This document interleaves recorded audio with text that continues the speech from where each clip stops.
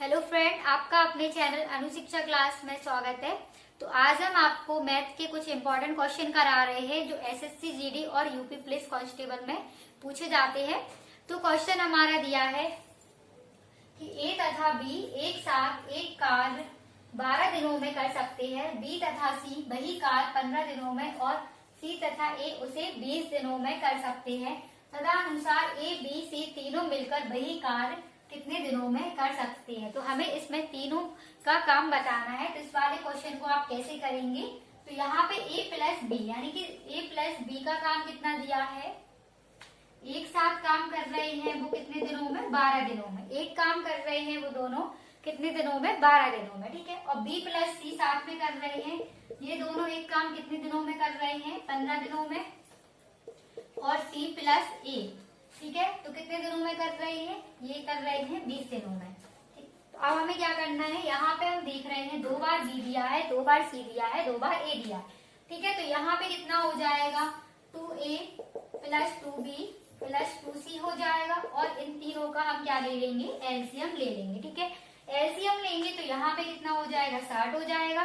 ठीक। और ये कितना हो जाएगा, इसका भाग दे देंगे तो ये 5 हो जाएगा। फिर यहाँ पे इसका भाग देंगे यानी कि 15 का भाग देंगे 60 में, तो ये 4 बार कटेगा तो यहाँ 4 हो जाएगा। और 20 का भाग देंगे 60 में तो कितनी बार कटेगा, 3 बार। ठीक है। अब हम क्या करेंगे, इन तीनों को प्लस कर लेंगे और बटे में क्या लिख देंगे, 60। ठीक है। तो क्या करेंगे, 5 4 9, 9 और 3 12। तो ये हमारा कितना हो गया, इस 2 को हमने क्या है कॉमन ले लिया, a प्लस बी प्लस सी। हमने कॉमन क्यों लिया, क्योंकि यहाँ पे 2 था, 2a था, फिर 2b था और 2c था। ठीक है। तो यहाँ पे हमारा कितना हो गया, 12 अपॉन में हो गया 60। इसे हमने काट दिया तो काटने पे यहाँ पे कितना हो गया, 1/5। ठीक। तो 12 से हमने काट दिया। अब हमें क्या करना है, a प्लस बी प्लस सी। अब ये 2 है यहाँ पे, तो यहाँ पे गुणे में पहुंच जाएगा तो कितना हो जाएगा, एक काम तीनों लोग कितने दिनों में कर रहे हैं, 10 दिनों में। इस क्वेश्चन का आंसर कितना हो जाएगा, 10 दिन। तो हमने क्या किया, क्वेश्चन में ए और बी का एक काम 12 दिनों में कर रहे थे और बी और सी एक काम 15 दिन में कर रहे थे, सी प्लस एक काम कितने दिन में कर रहे थे, 20 दिन। इन सबका एलसीएम लेने पे 60 आया। फिर इनकी करने की क्षमता कितनी हो गई, 5 4 3। इन सबको प्लस कर दिया तो कितना हो गया, 12। तो 12/60 था, इसे काट दिया, 1/5 आ गया। 2a 2b 2bc निकल रहा था तो यहाँ पे 2 कॉमन ले लिया तो a b c हो गया। तो यहाँ पे फिर जो भाग में संख्या दी रहती है वो गुणे में चली जाती है नीचे, तो 1/10 हो गया।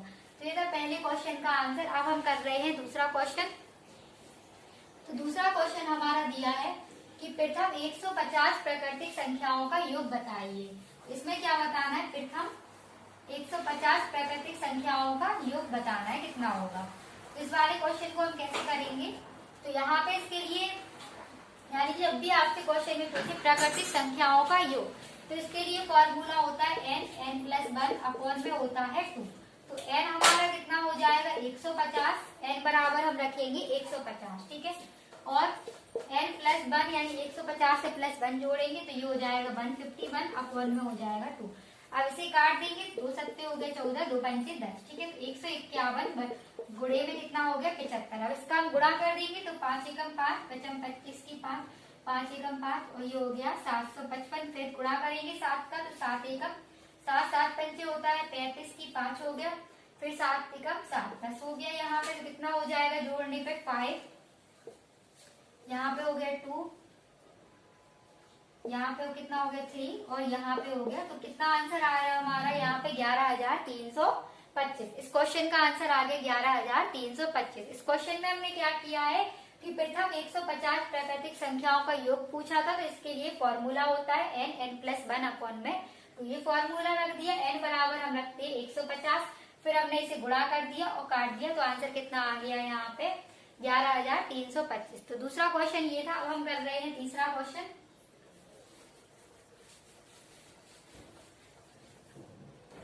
तो तीसरा क्वेश्चन हमारा इस टाइप से दिया है कि एक रेलगाड़ी 300 मीटर लंबे प्लेटफॉर्म को 20 सेकंड में तथा एक विद्युत खंबे को 10 सेकंड में पार करती है, तो हमें क्या बताना है कि इसकी लंबाई कितनी होगी। यानी कि यहाँ पे क्वेश्चन लिखा नहीं है, तो हमें क्या बताना है, रेलगाड़ी की लंबाई कितनी है। इस क्वेश्चन में हमें ये बताना है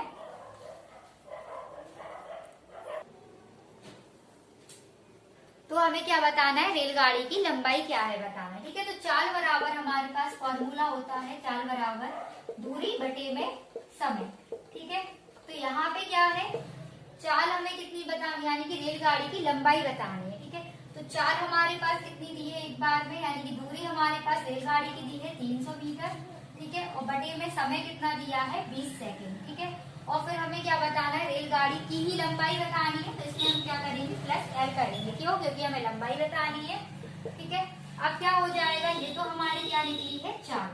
ठीक, अब हमें क्या करना है, फिर हमें दिया है 10 सेकेंड में पार करती है, तो फिर से वो 10 सेकेंड में पार कर रही है, तो चाल बराबर में हम रखेंगे यहाँ पे दूरी बटे समय। दूरी को हम टी मान लेंगे, यहाँ पे भी हम क्या कर रहे हैं, टी मान ले रहे हैं, और बटे में समय कितना हो जाएगा 10 सेकेंड। ठीक है, अब हमें क्या करना है, चाल को चाल के बराबर रखना है। ठीक है, तो ये हो गया 300 प्लस टी अपॉन में हो गया 20 सेकेंड बराबर में टी अपॉन में हो गया 10। ये हो गया। अब क्या करेंगे, 0 से 0 कट जाएगी। ठीक, फिर हमारा कितना हो जाएगा, इस टी का गुणा इसमें हो जाएगा, तो ये हो जाएगा 2t बराबर में कितना हो जाएगा। ठीक है, यहाँ पे ये प्लस का है, इस साइड आएगा तो हम इसे डायरेक्ट कर दे रहे हैं, 2t माइनस का हो जाएगा t बराबर में हो जाएगा 300।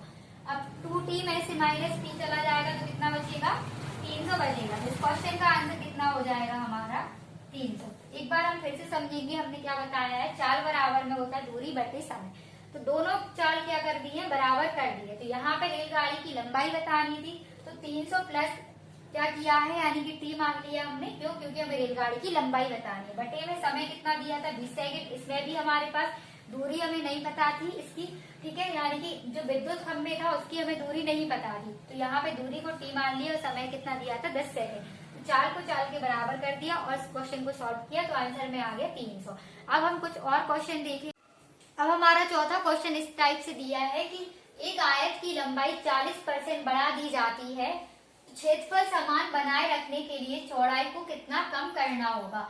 तो जब भी इस टाइप से क्वेश्चन आए तो आपको क्या करना है, यहाँ पे पहले दिया है एक आयत की लंबाई है जो 40% बढ़ा दी जाती है। तो परसेंट है तो हर आपने, यानी कि हर जो परसेंट है तो क्या हो जाएगा 100 हो जाएगा, और 100 से ही हम बढ़ाएंगे, तो यहाँ पे कितना हो जाएगा 140 हो जाएगा। ठीक है, जब भी आपको परसेंट दिया होता तो हम 100 से ही बढ़ाते हैं, तो यहाँ पे कितना हो जाएगा 140 हो जाएगा। अब क्वेश्चन में दिया है क्षेत्रफल समान बनाए रखने के लिए चौड़ाई को कितना कम करना होगा। अब क्षेत्रफल समान रखने के लिए कितना कम करना होगा चौड़ाई को, ये हो गई लंबाई और ये हो गई हमारी चौड़ाई। तो चौड़ाई को 100 से कितना कम करें, यानी कि 140 है, इससे हम लोग कितना कम करें कि लंबाई की बराबर हो जाए चौड़ाई। तो हम 40 कम करेंगे जब भी हमारा 100 हो जाएगा, और गुणे में 100 हो जाएगा।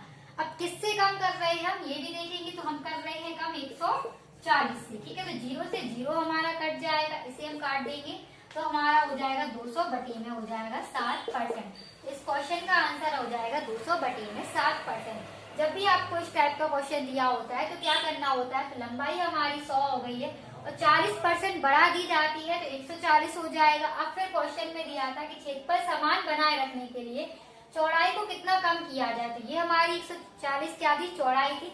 अब चौड़ाई को हम 40 कम कर देंगे जब भी हमारा 100 के बराबर यानी लंबाई हो पाएगी। तो 40 कम किया, किससे कम किया, तो ये हम देख रहे हैं चौड़ाई से कम किया। जिससे हम कम करते हैं उसे हम कहाँ रखते हैं, नीचे रखते हैं। तो 140 गुणे में हो गया, इसे काट दिया तो काटने पे आ गया 200 बटे में 7%। आज की क्लास में हमने आपको मैथ का प्रैक्टिस सेट से कुछ क्वेश्चन कराए थे।